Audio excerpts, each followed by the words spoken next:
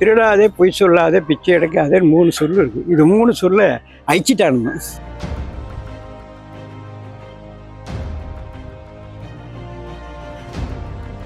கஷ்டப்பட்டு மக்கள் ஓட்டு போட்டு உங்களை சட்டமன்றத்துக்கு அனுப்பிச்சிருக்காங்க. இது வரைக்கும் அதுக்கு ஒரு நன்றி கடனா யாரும் எதுவுமே செயல்பட்டதில்லை.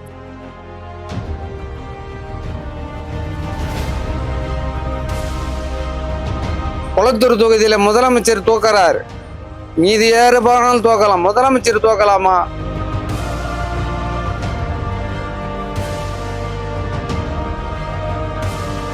அன்னைக்கு ஓட்டு போட்டு சரியான ஆளு தேர்ந்தெடுக்கணும்னு நினைச்சாங்க. இன்னைக்கு 2000 ரூபா கொடுத்தா போதுன்ற அளவுக்கு வந்துட்டாங்க.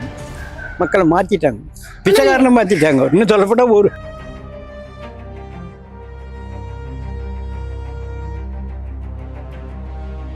இவங்க ஏதோ சொல்றதுன்னா கோமாளி கிட்ட இது நாட்டை கொடுத்த மாதிரி தான்.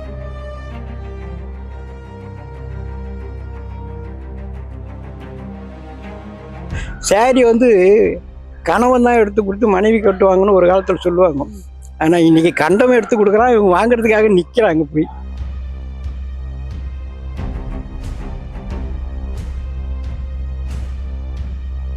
மறுபடி இப்ப விஜய் முதலமைச்சர் ஆன பிறகு சிட்டிக்குள்ள கரண்ட் ப்ராப்ளம் அதிகமா இருக்குங்க.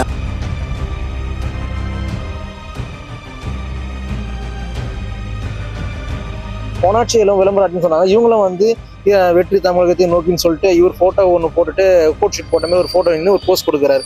இதுல என்ன இருக்கு?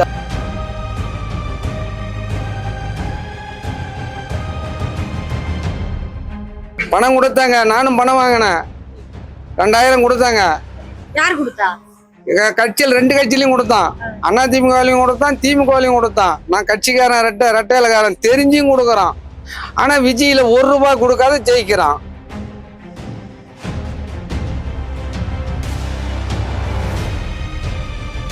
சட்டமன்றத்துக்குள்ள யார் போனா ஆக்கப்பூர்வமா பேசுவாங்கன்னு நினைக்கிறீங்க? தமிழ் மக்களுக்கும் சரி, சின்ன சின்ன உயிரினம், அதாவது ஆடு மாடு, அப்புறம் மரம் செடி கொடி மலை எல்லாத்தையும் பத்தி பேசுற ஒரு மனுஷர். வணக்கம். வணக்கம்.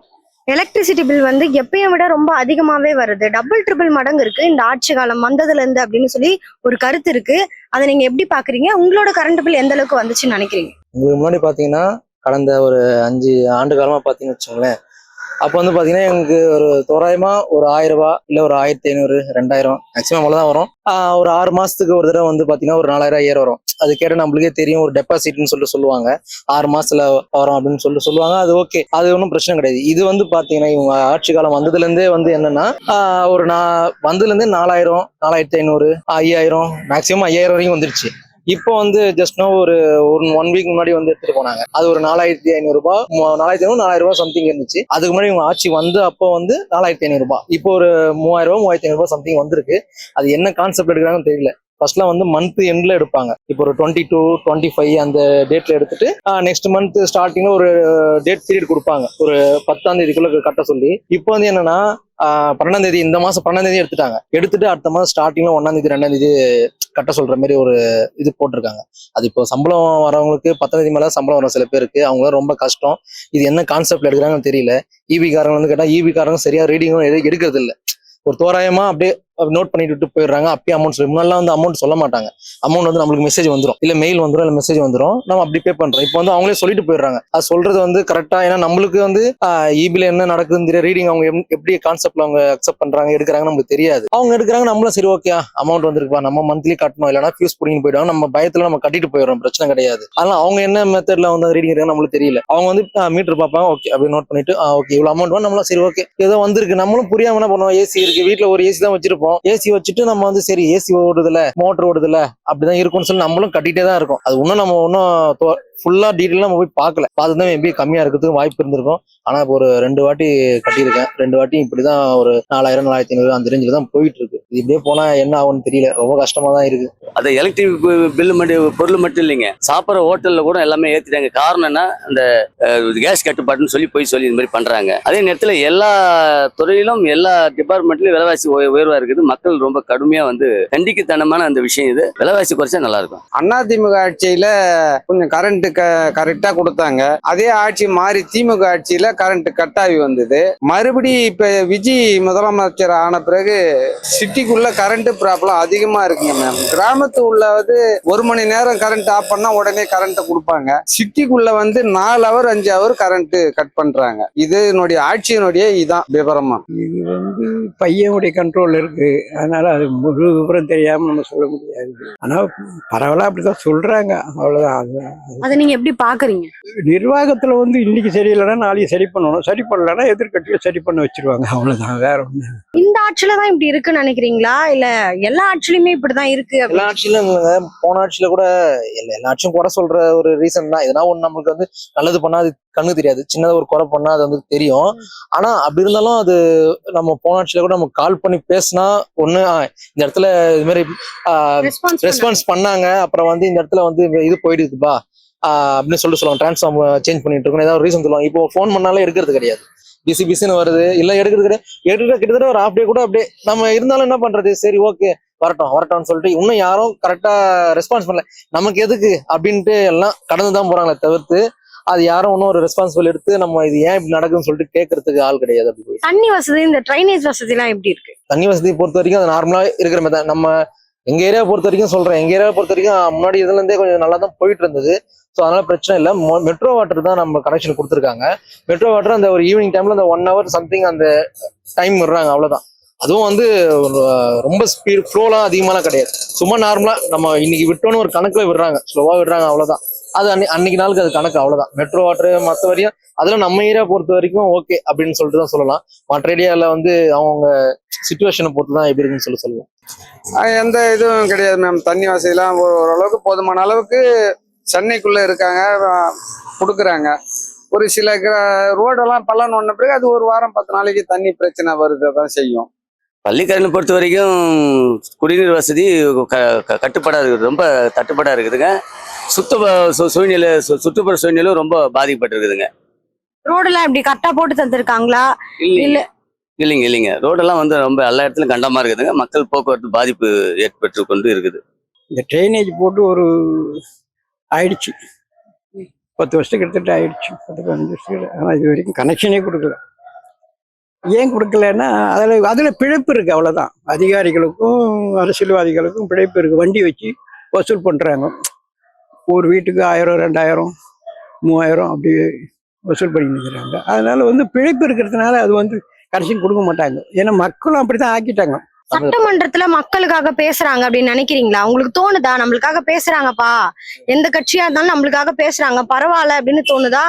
இல்ல சட்டமன்றத்துல இப்போ பொதுவாக வந்து பாத்தீங்கன்னா இது வரைக்கும் சட்டமன்றத்துல வந்து நம்ம இன்னைக்கு வந்து எடுக்கிறாங்க, இன்னைக்கு ஒரு ஸ்டெப் எடுக்கிறாங்களா, ஓகே இது நம்ம வந்து எப்படி பார்க்கணும்னு சொல்லிட்டு நம்ம வந்து நியூஸ்ல ஒரு ஆர்வம் பார்ப்போம்.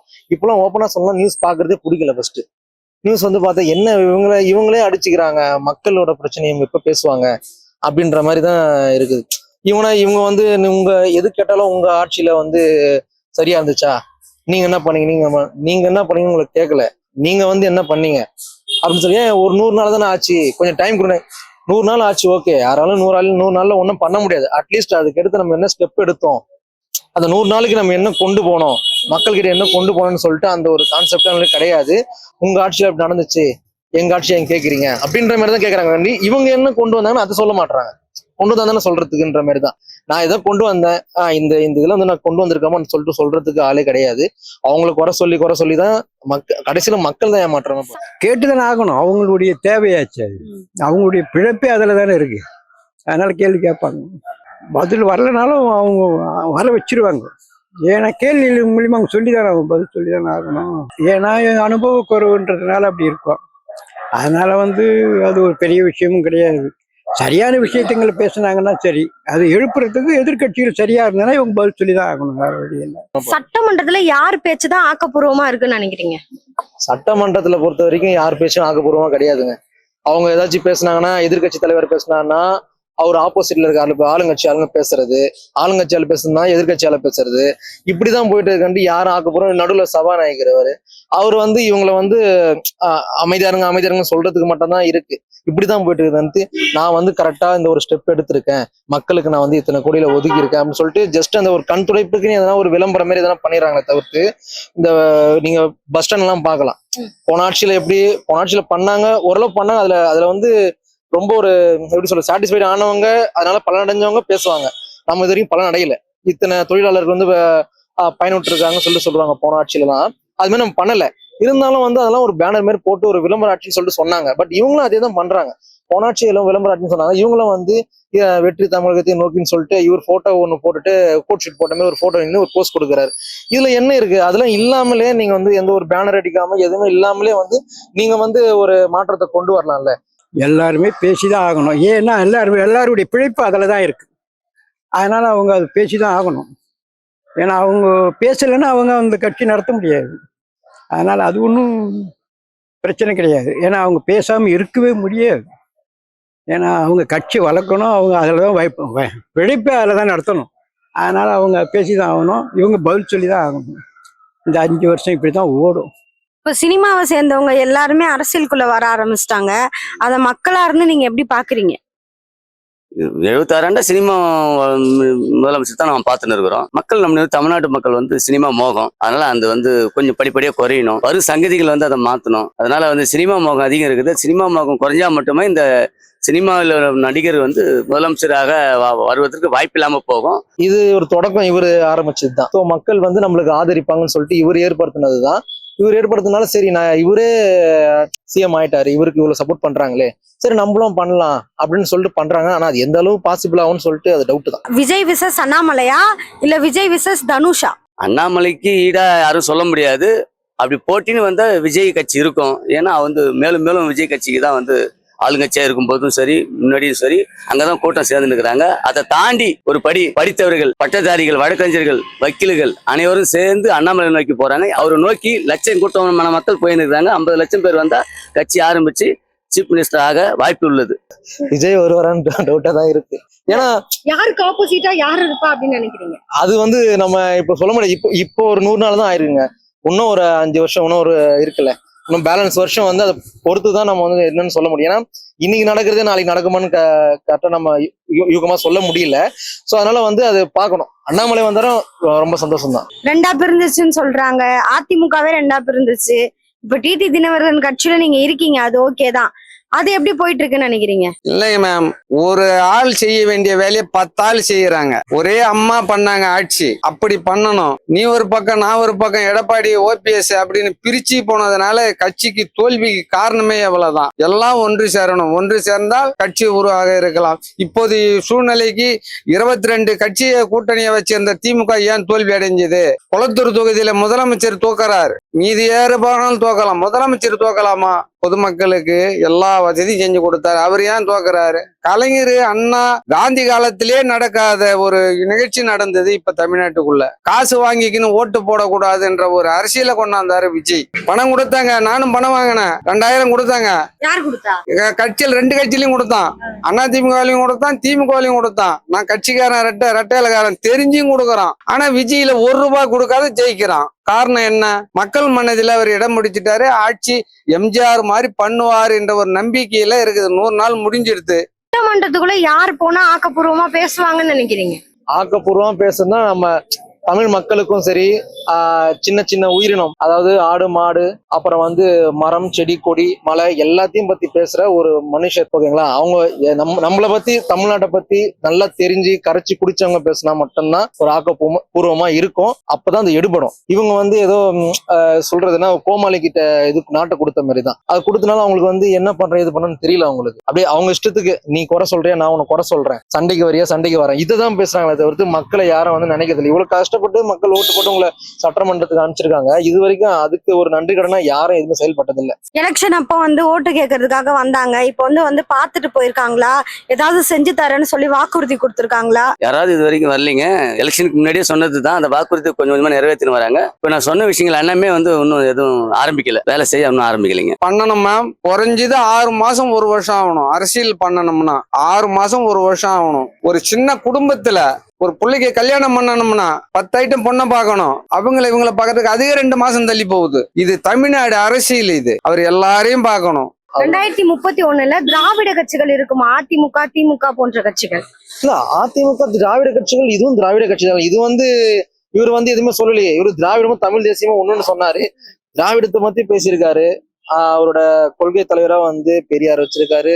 அப்புறம் வந்து காமராஜர் வச்சிருக்காங்க, இன்னும் ஒரு 2-3 தலைவர்கள் பேரை வச்சிருக்காங்க.